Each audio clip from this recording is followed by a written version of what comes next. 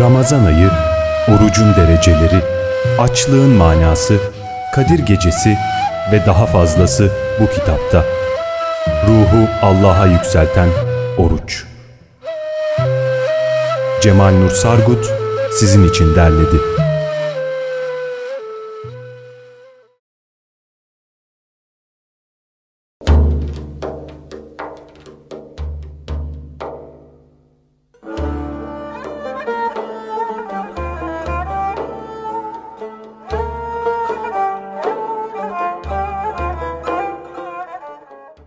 Hocam soruları başından başlayacaksak o zaman şöyle Adem'le Havva'dan alalım mı konuyu? Olur. Biz Kur'an-ı Kerim'de buyuruyor. Biz emaneti göklere, yere ve dağlara teklif ettik de onlar bunu yüklenmekten çekindiler, korktular. Onu insan yüklendi. Doğrusu o çok zalim, çok cahildir. Hem emaneti yüklenmiş hem de bir sürü de şey yapmış Allah'tan. Nedir hocam bu? Önce emanet üzerinde duralım istersen. Emaneti insan-ı kamiller farklı farklı yorumluyorlar. Mevlana Hazretleri emanetin aşk olduğunu söylüyor. Ve çok güzel bir bölümde, müsaade edersen, Mesnevi'de biz emaneti göklere, yeryüzüne ve dağlara sunduk. Onlar yüklenmekten çekindiler. Fakat insan onu aldı, yüklendi buyruluyor.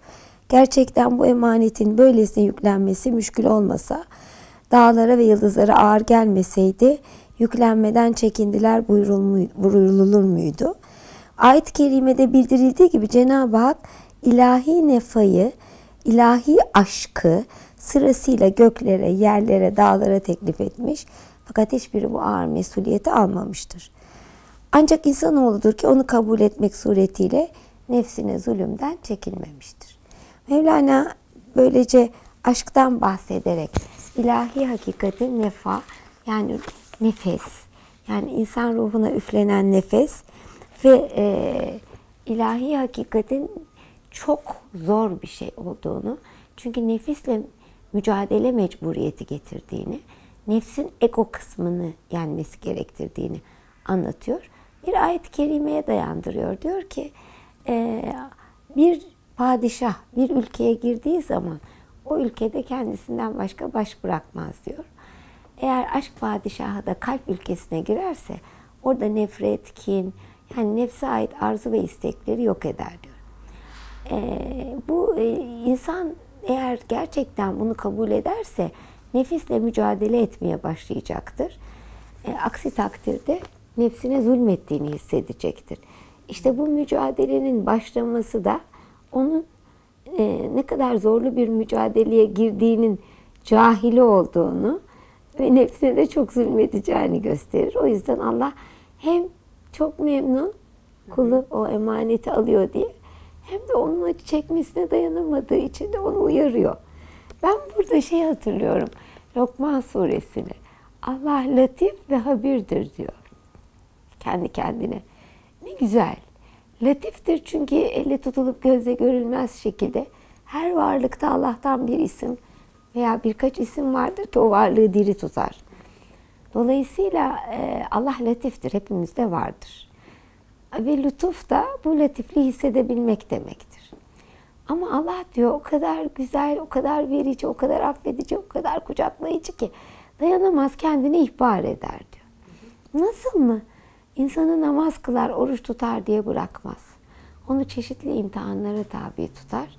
İşte bu imtihanlar sonucunda insan ne kadar o imtihanların sıkıntı ve belasına dayanıyorsa o kadar latif halde Allah onunla bir ve beraberdir diyor. Öyleyse görüyoruz ki emanet hakikaten aşk ve hakikattir. Hocam Kenan Rıfai ise bu emanet faslına biraz daha derin bakmış ve o emanetten maksat insanın kendinde ve cümle mevcudatta Allah'ı görmesidir demiş. Sende bir ilahi sır, bir emanet var. Onu sana vermişler ki arayıp bulasın. Onu bulmak için de mücahede kazmasını alıp vücudunun bina olduğu o beşeri tabakaları yıkacaksın. Ta ki yıkıldıktan sonra hazinede gömülü olan emaneti bulasın. Kande baksan ol güzel Allah'ı bul. Adem'i sen semme ve çullahı bul. Sırrı sende tecelli eder. Yoksa hayat yemek, içmek, gezip tozmak değildir. Bu hayvanda da vardır diyor. Buradan anlaşılıyor ki evet, aşk ve diriltiş emanettir. Ama emanetin sonucunda insanın varması gereken, o emanetle varması gereken hakikat kendindeki Allah'ı bulmasıdır. İbn Arabi aynı konuda emanetin Allah'ın halifesi olmak olduğunu söylüyor. Allah halifeliğini kullara nasip ettiğine göre Allah kendinden en büyük manayı kulun içine yerleşmiş demektir. Kulun vücudu bunu taşıyacak güçtedir. Daha kadar görünüşte kudretli olmasa da iradesi, Allah'ın irade sıfatını yüklendiği için nefsiyle mücadele edip başarılı olma kabiliyeti kulda vardır. Mesuliyet de burada başlar zaten. Şimdi söylerken Allah kendi sırrını insanın manasına içine sırladı. Kendi hakikatinin içine onu sırladı ama 7 katta nefsin altına onu sırlamış. Evet. Ona ulaşmak o kadar kolay olmuyor. Evet. O katmanları bir söyleyip acaba onları nasıl geçebiliriz?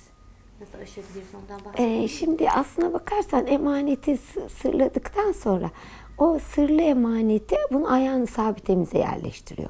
Yani bizim özümüz, hakikatimiz, aslımız ne gökte ne yerde olan ve ikisi arasında bulunan ve bizi biz yapan ayağını sabitedir. Ayağını sabitenin bu vücut denen aynada gölge halinde tecelli etmesine de kun, ol emri diyoruz. Aynanın bozukluğuna göre ayağın sabite bu aynada bozuk tecelli ediyor. Burada emanet insanın içine geliyor, yani aynada tecelli ediyor. Ama aynasını temizlemediği, parlatmadığı ve sırlamadığı için bozuk olarak tecelli ediyor. Şimdi bu bozukluğu düzeltmek için de 7 nefis makamından geçmek gerekiyor. En kirli aynanın haline nefsi emmare deniyor.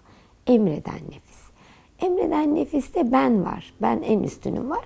Mevlana bu hali at idrarını yapmış. Üzerine bir saman çöpü konmuş. Üzerinde bir sinek oturmuş. Var mı benim gibi kaptanı derya diye geziyor diyecek kadar aptalsın diye anlatıyor. Benlik ehli hakikaten zavallı, acınacak bir haldedir. Çünkü kendinde bir varlık var sanır. Ben her şeyi biliyorum. Ben bir de burada müsaade ederseniz ünvanlardan bahsetmek istiyorum. Şimdi görüyorum çocuklarda en ufak bir ünvan aldıkları zaman doçent doktor, profesör gibi yahut müsteşar yahut bakan, bakan yardımcısı gibi kendi adını bile yazmayıp sadece bu ünvanları ortaya koyduklarını. Burada bizim manevi ünvanlar da bunlar kadar tehlikelidir. Mürşitlik, evliyalık, bütün bu makamlar bu dünyaya, velayet hariç, halifelik hariç, bütün bu makamlar bu dünyaya ait makamlardır. Albaylık, yarbaylık gibi kutsal makamlar, vazifeni güzel yapmanı gerektiren makamlar. Fakat makamlarla övünmek kadar komik bir şey olmaz. Çünkü bu makamların hepsini bırakıp gideceğiz. Mezar taşına bile yazsak taşın üzerinde yazılı kalacak, sadece o kadar.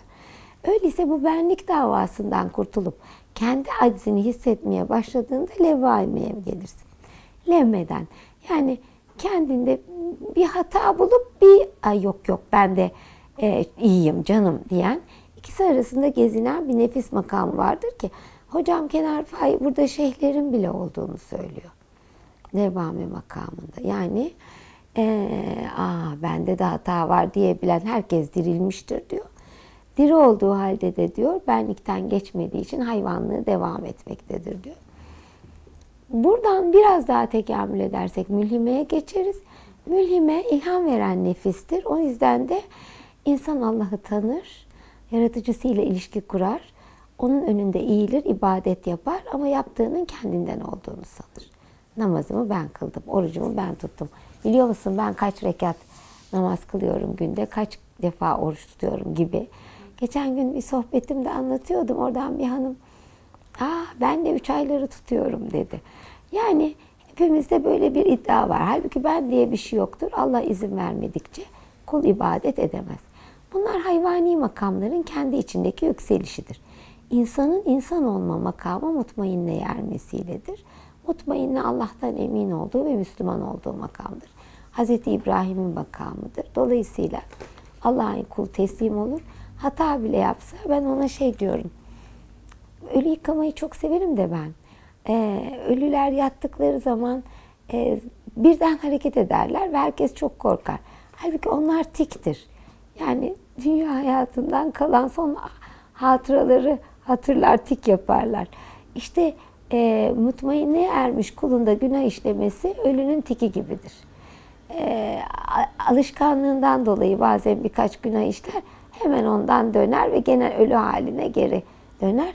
İşte bu hale mutmainne denir. Mutmainnenin kendi içinde Allah'tan razı olduğu, Allah'ın verdiği hastalığı bile misafir addettiği makama, raziye makamı denir. Biraz daha yükselirse Allah ondan razı olur.